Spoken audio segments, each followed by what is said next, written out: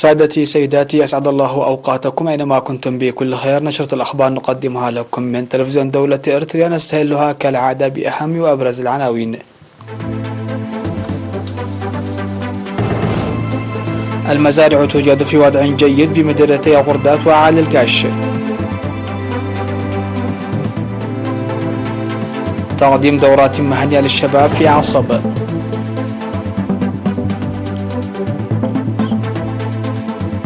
صيانة الموصلات الكهربائية في مديرية شامبيكو.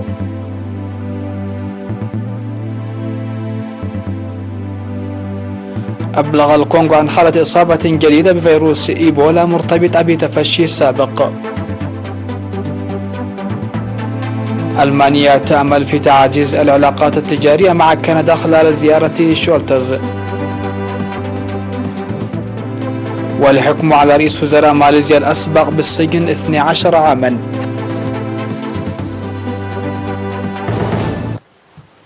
أهلا بكم إلى تفاصيل النشرة. أفاد خبراء الزراعة في إقليم القاش باركا بأن المزارع المطرية تنمو جيدا لهطول أمطار غزيرة في مناطق واسعة من الإقليم. وذكر خبير تنمية النباتات في مديرية غردات السيزر سناي تسفاي تواصل هطول الأمطار ونمو جيد لمزارع الذرة في مساحة حوالي 5000 هكتار. وأشار إلى بلوغ معدل هطول الأمطار في نقطة غردات 203 ملم في شهر أغسطس و211 في نقطة عدرد. وأوضح مدير مديرية عالي القاش السيد فدقدي ستيفانوس راعة مساحة 34 ألف هكتار من جملة مساحة 35 ألف هكتار مخطط زراعتها. وتوجد المزارع في وضع جيد لاستمرار هطول الأمطار. وفاد مراسل إرنا تسجيل حوالي 877 ملم معدل هطول الأمطار عموما في نقاط قرنفيت ومايشغلي وانتوري وأوغارو وعد بربري وتكومبيا وشلالو في شهر يوليو. وذكر المزارعون بأن مزارعهم نمت جيدا نتيجة الأمطار الغزيرة. قدم الإرتريون في الداخل والخارج حوالي 14,000 يورو و3660 دولار و36,000 نوفا لإعالة أسر الشهداء وتنمية صندوق أمانة الشهداء وجمعية معاقي الحرب.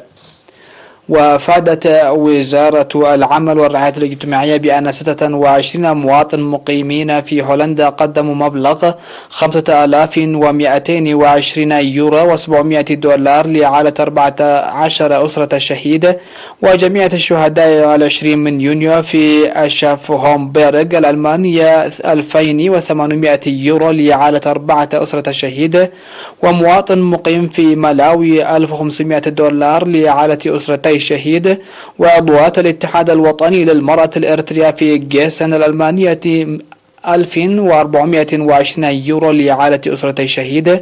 وفرقة حدايا الفنية في جيسن الألمانية 1420 يورو لإعالة أسرتي شهيد. وقدم مواطن من أسمر لم يرغب في ذكر اسمه 36,000 نقفة ومواطن مقيم في أمريكا 360 دولار ومواطن من سويسرا 300 يورو لمساعدة إضافية لأسرتي شهيد يعيلونها سابقا. وتبرعت الجالية الإريتريا في كنساس الأمريكية ب1100 دولار والكنيسة الأرثوذكسية ميلاد مريم في منهايم الألمانية 300 يورو لصندوق أمانة الشهداء. وقدمت المرأة الإريترية المهتمة في مدينة فيرنهايم الألمانية 2500 يورو لجمعية معاقي الحرب.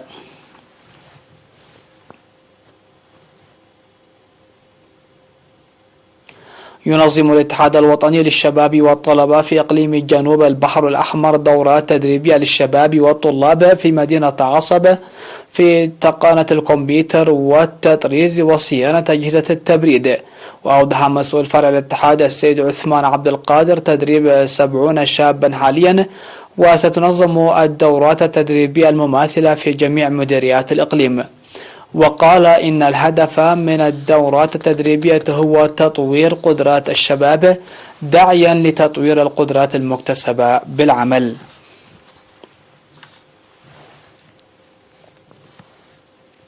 جرت عملية صيانة التيار الكهربائي الذي دمرته العواصف المطرية في قرى بنبنة وبشوكة وبلدة شامبيقو. وأوضح مدير مديرية شامبيقو السيد كحساي أسرات أن خدمات الكهرباء توقفت لسقوط أعمدة الأسلاك الكهربائية في بارنتو إلى شامبيقو، وعادت الخدمات مجددا بعد أعمال الصيانة. وشاد بجهود هيئة الكهرباء عامة وفرع إقليم الكاشبركة خاصة لإصلاح خطوط الكهرباء. وذكر السكان أن توقف الخدمات الكهربائية أثر سلبا على حياتهم والخدمات الإدارية، منادين لمنح الاهتمام للعدادات الكهربائية من أجل تقديم خدمات كهربائية متكاملة.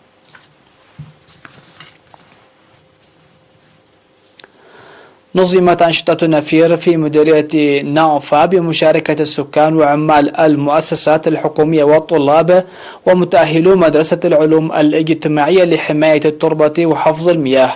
وأوضح مسؤول مكتب وزارة الزراعة في المديرية السيد محمد صالح محمد علي أن النفير جرى في مساقط المياه والأراضي الجرداء والمدارس والمحميات، وشهد بناء مدرجات بطول 5000 متر وحواجز مائية بسعة 2800 متر مكعب وإعداد 26,000 حفرة للتشجير، وأشار إلى غرس 40,000 شجرة في الأماكن المذكورة و23,000 شجرة في مؤسسات الخدمات الاجتماعية والمنازل. في غضون ذلك ذكر منسق حملة الطلاب التنموية في إقليم شمال البحر الأحمر الأستاذ فسحسين تكيم قيام 300 طالب في مديرية ناوفا بأنشطة ناجحة لحماية التربة وحفظ المياه والتشجير. فصل قصير ومن ثم نعود لمتابعة الأنباء على الصعيد العالمي.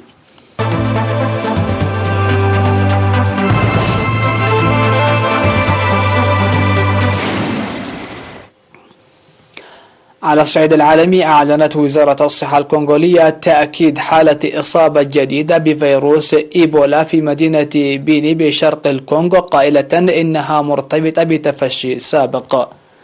وأكدت الاختبارات التي أجراها معمل في المعهد الوطني للبحوث الطبية الحيوية في جوما أن الحالة كانت من سلالة إيبولا زائر، وأنها مرتبطة وراثيا بتفشي المرض العاشر في الكونغو في مقاطعتي إيتوري وكيفو الشمالية من 2018 إلى 2020 الذي أودى بحياة أكثر من 2000 شخص.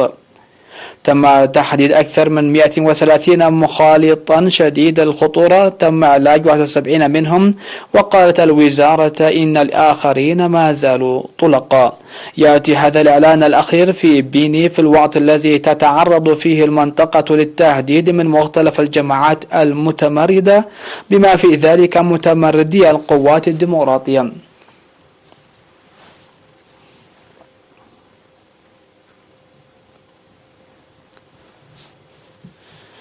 أكد المستشار الألماني أولاف شولتز أهمية تعزيز التعاون مع كندا في قطاع الطاقة، وذلك في ضوء الحرب الدائرة في أوكرانيا. وفي أعقاب لقائه مع رئيس الوزراء الكندي جاستن ترودو في مدينة مونتريال الكندية، قال شولتز إن كندا ستلعب دورا محوريا تماما في تطوير الهيدروجين الأخضر. وبدأت ألمانيا بالسعي لتنويع مصادر الطاقة على نطاق أوسع، وتمتلك كندا إمدادات ضخمة من الغاز الطبيعي المسال، غير أن ألمانيا لن يمكنها الاستفادة من هذا الغاز إلا على المدى المتوسط نظرا لنقص خطوط الأنابيب والمحطات اللازمة للنقل عبر الأطلسي.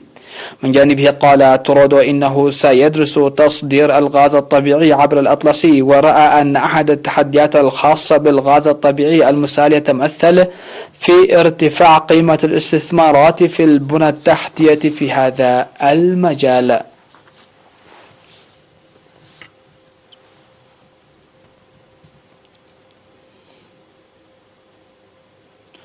صادقت المحكمة الفيدرالية على الحكم الصادر بحق رئيس الوزراء الأسبق نجيب عبد الرزاق بالسجن 12 عاما وتغريمه 55 مليون دولار. ورفضت المحكمة الالتماس الذي تقدمت به هيئة الدفاع في اللحظات الأخيرة لتأجيل النطق بالحكم. وكان نجيب عبد الرزاق شكك في عدالة القضاء في مرافعته الأخيرة قبيل النطق بالحكم، وقال إنه لم يتمكن من الدفاع عن نفسه وفق الدستور الماليزي وقوانين العدالة، وذلك في إشارة إلى استقالة وكلائه واستبدالهم بهيئة الدفاع لم تمنح الوقت للدفاع عنه وتقديم أدلة جديدة. ونجيب عبد الرزاق سادس رئيس وزراء في ماليزيا، ويعد أعلى شخصية تدان في البلاد منذ استقلالها عام 1957، ويأتي قرار السجن في وقت تتهيأ فيه البلاد لانتخابات جديدة.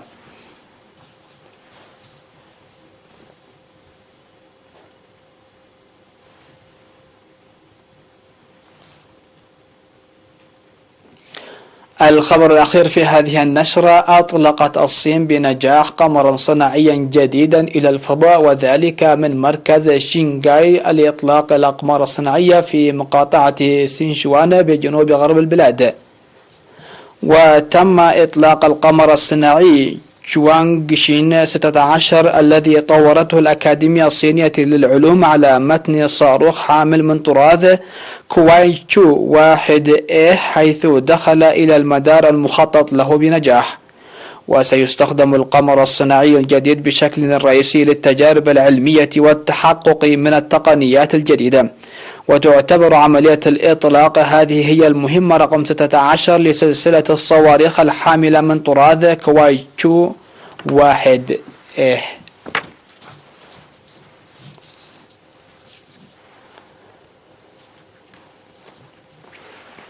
نهاية النشرة، إليكم أبرز العناوين.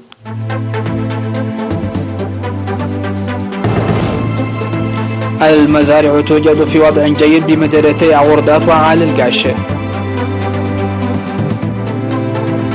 تقديم دورات مهنية للشباب في عصب.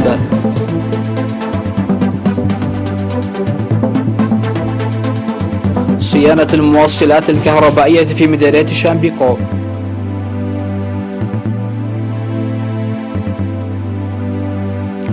الكونغو يبلغ عن حالة إصابة جديدة بفيروس إيبولا مرتبطة بتفشي سابق. ألمانيا تأمل في تعزيز العلاقات التجارية مع كندا خلال زيارة شولتز. والحكم على رئيس وزراء ماليزيا الأسبق بالسجن 12 عاما.